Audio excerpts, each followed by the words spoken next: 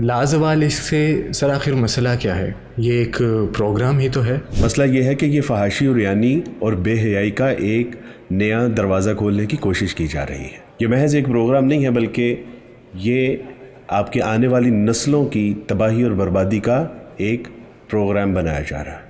میں آپ سے پوچھتا ہوں کہ آپ میں سے کتنے لوگ ہیں کہ جو اس بات کو پسند کریں گے کہ ہماری بہنیں اور بیٹیاں ایک ایسے شخص کے ساتھ ڈیٹنگ پہ جائیں کہ جو اس کے لیے غیر محرم ہے، وہ اس کے ساتھ سوئمنگ کریں، وہ اس کے ساتھ رات گزاریں اور پھر وہ اس کے ساتھ اپنے بیڈ بھی شیئر کریں۔ یقیناً ہم میں سے کوئی ایک بھی ایسا نہیں ہے کہ جو اس بات کو پسند کرے۔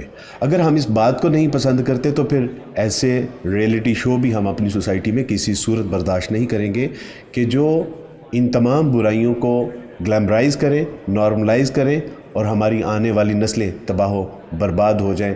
امپاسبل۔ سر، پاکستان میں آنے والی ہر نئی چیز کے بارے میں ایسا کیوں لگتا ہے کہ یہ یہودیوں کی سازش ہے؟ مجھے لگتا نہیں ہے بلکہ مجھے یقین ہے، کیونکہ 90 کی دہائی میں نیتن یاہو نے یہ کہا تھا کہ اہل اسلام کی نوجوان نسل کو تباہ کرنے کے لیے اتنا ہی کافی ہے کہ ان کو میلرولز پیلس اینڈ بیورلی ہل جیسے ریئلٹی شو دکھاؤ، ان کی تباہی اور بربادی ان کا مقدر بن جائے گی۔ اور لازوال عشق اسی تسلسل کی ایک کڑی ہے۔ سر، جن معاشروں میں یہ ریئلٹی شوز چلے ہیں کیا وہ تباہ ہو گئے ہیں؟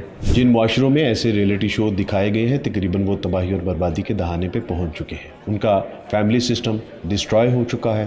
ان معاشروں کے لڑکے اور لڑکیاں شادی سے قبل ایک طویل عرصہ اکٹھے رہتے ہیں۔ یہی سبب ہے کہ ان سے پوچھیں کہ آپ لوگ شادی شدہ ہیں تو وہ کہتے ہیں کہ we are living together but not married.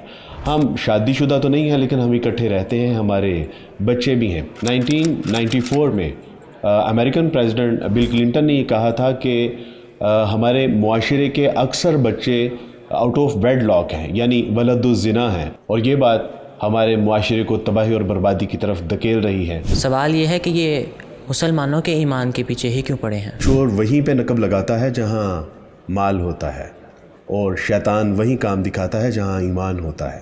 اور ویسے بھی پوری دنیا کے یہودی یہ بات جانتے ہیں کہ اگر نیو ورلڈ آرڈر میں کوئی رکاوٹ ہے تو وہ مسلمان ہیں، اور بالخصوص پاکستان کے مسلمان یعنی آپ لوگ۔ بے حیائی پھیلا کر بھلا ان کو کیا فائدہ ہے؟ صلاح الدین ایوبی نے کہا تھا کہ اگر تم کسی قوم کو بے تیغ یعنی تلوار کے بغیر فتح کرنا چاہتے ہو تو اس کے اندر بے حیائی پیدا کر دو، تمہیں اس کے ساتھ جنگ کرنے کی ضرورت ہی پیش نہیں آئے گی۔ ایسے ریئلٹی شوز کیوں بنائے جاتے ہیں جبکہ ان پر اچھا خاصا خرچ آتا ہے؟ یہ اس طرح کے ریئلٹی شو آزادی کے نام پہ ہماری مائیں بہنیں بیٹیوں کو بے حیائی میں مبتلا کر کے ہماری آنے والی نسلوں کو تربیت سے محروم کرنا چاہتے ہیں۔ آخر حیا ہی کو ٹارگٹ کیوں کیا جاتا ہے؟ رسول اللہ صلی اللہ علیہ وسلم فرمایا کہ جب تمہارے پاس حیا ہی نہیں ہے کرنے کو تو پھر جو چاہو کرو۔ ایسی صورت میں ہماری ذمہ داری کیا بنتی ہے؟ اس سب میں ہماری ذمہ داری یہ ہے کہ ہم اپنے آپ کو پہچانیں، اپنے اسلام کو پہچانیں، اپنے ایمان کو پہچانیں، اپنے اسلاف کو پہچانیں، آواز بلند کیجئے، تحریر کیجئے، تقریر کیجئے،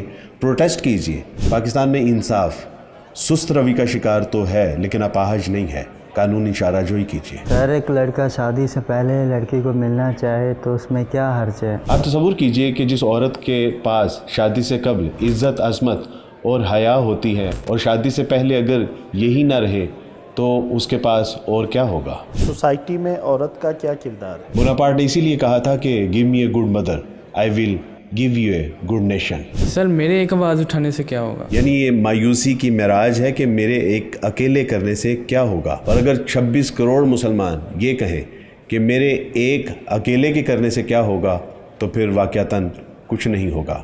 یاد رکھیے کہ اللہ سبحانہ و تعالیٰ کے حضور ہم سب کو فرداً پیش ہونا ہے، قوم، ملک، ملت کے ساتھ نہیں۔